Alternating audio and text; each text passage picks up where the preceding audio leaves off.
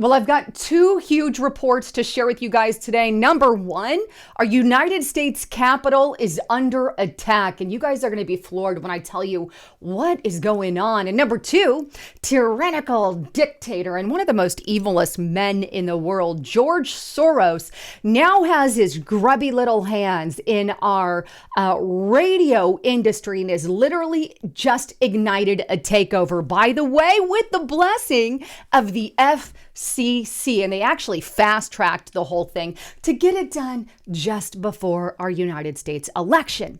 But before I get into any of that, I want to give a quick update on Mr. James O'Keefe. We have not yet heard exactly why he was detained, but either way, he did come out with his big announcement, and his announcement was a new film on the migrant industrial complex dubbed Line in the Sand, which premieres October 10th and just before the election there. So just an interesting piece I wanted to share with you guys, and it's about all the corruption that is going on there at the border. So that's all the update I have as of now on James O'Keefe. But let's dive in to what the heck is going on at the United States Capitol. And for that, I'm going to take you to this article on Newsweek. U.S. Capitol Hill hit by massive dark web cyber attack, according to reports. And the article goes on. Personal information of more than 3,000 congressional staffers has been leaked across the dark web in a wide-ranging cyber attack on the Capitol, according to reports.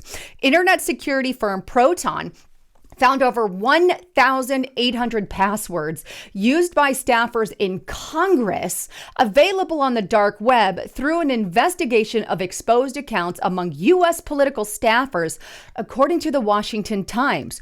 Proton, which is based in Switzerland and worked with the U.S.-based firm Constella Intelligence on the investigation, estimated that almost 1 in 5 congressional staffers had personal information available on the dark web. Proton said the leaks came from several sources, including social media, dating apps, and even adult websites. In one instance, the report found that a single staffer had 31 passwords exposed online. The full report said that around 3,191 staffers were affected by the leaks overall. And why?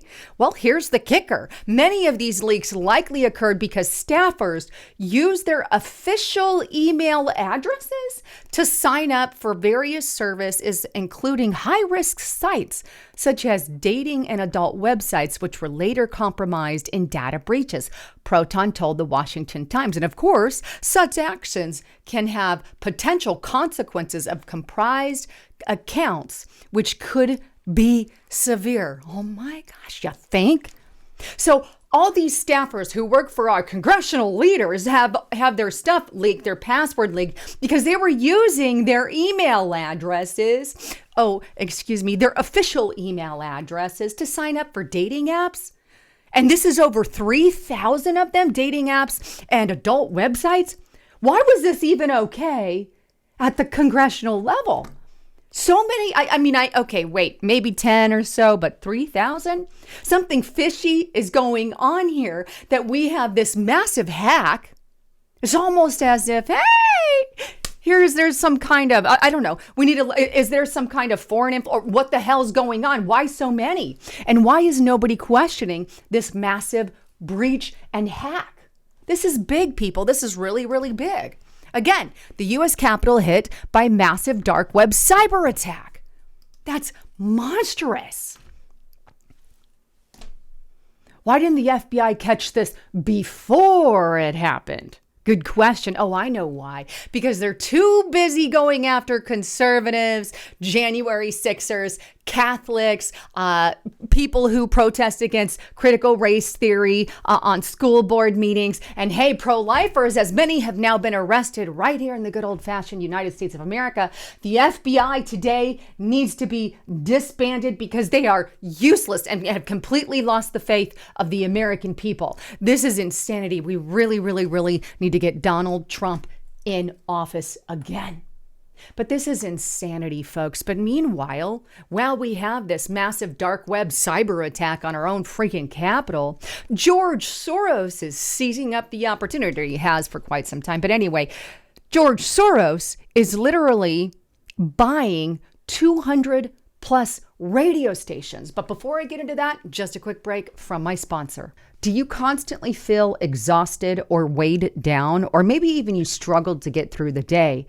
It could be that you have an overworked liver. The reality is that your liver is under constant attack from processed food, toxins, GMOs, microplastics, fluoride, and so many other things. And over time, this takes a serious toll.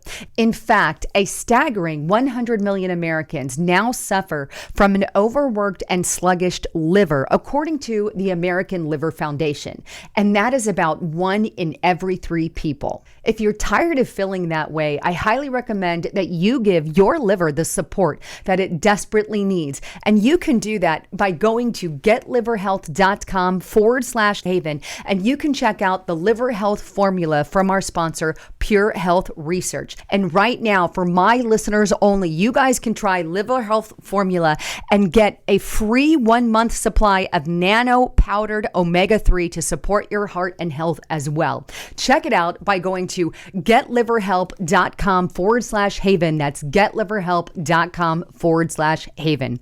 If you want more information, click that scan code right now or click the link in the description box below. All right, so let's dive into this massive acquisition massive acquisition of over 200 radio stations by the demon tyrant George Soros. Here we have theblaze.com. Foreign collusion. FCC moves with unprecedented speed to approve Soros's capture of 200 plus radio stations with foreign cash.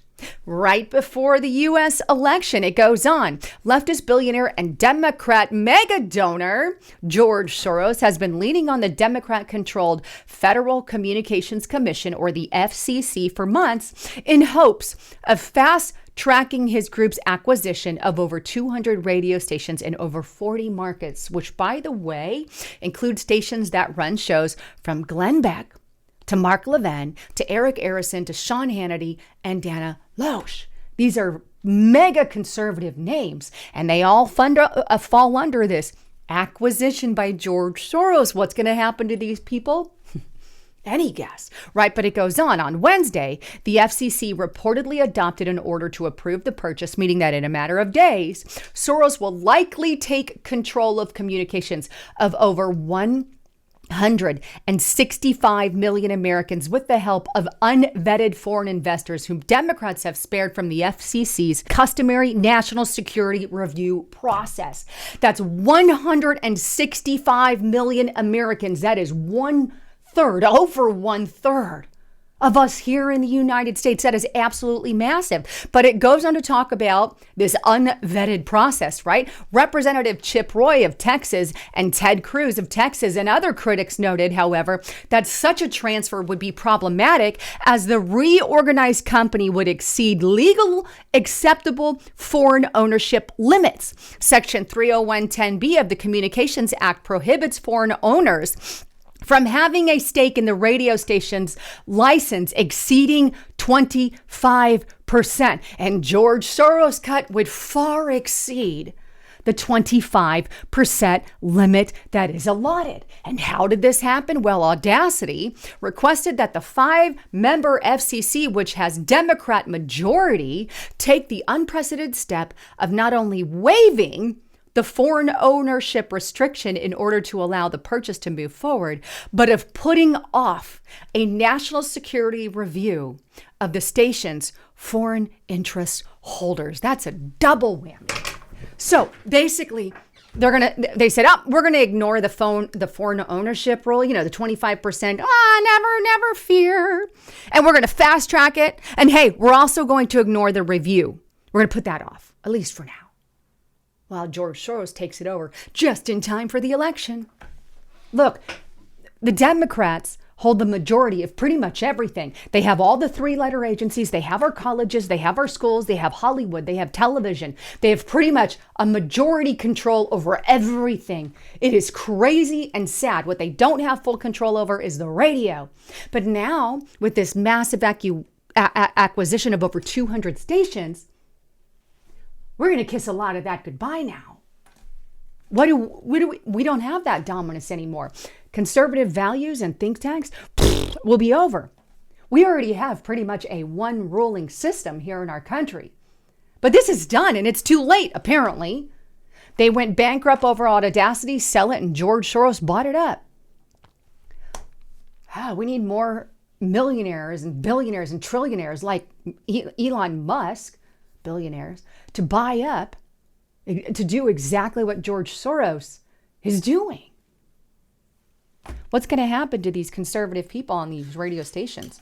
Are they going to get removed from on air? It's a real possibility, a rather real possibility, and very disturbing to the core. But look, we don't have much time left as a country. If Donald Trump doesn't get in, I can guarantee you, at least from my opinion, that we will never have a real Republican in office, at least at the executive office, ever again.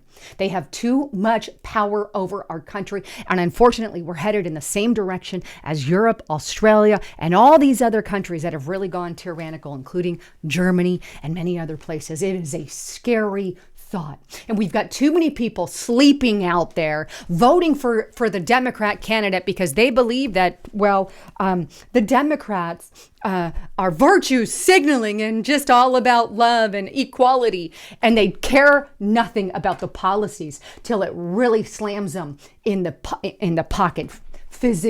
not physically, but slams them financially in the pocket. Financially. We're going to get hit so bad financially, it's going to get insane in the future. Anyhow, just wanted to bring you guys the latest on that. I know I'm a little on fire today, but just wanted to share it. I've got the stuff with the Capitol, insane, and then we've got the takeover of the airwaves there. I'll keep you up to date on what's going on. Hope to see you at Restricted Republic. I'm Lisa Haven, signing out.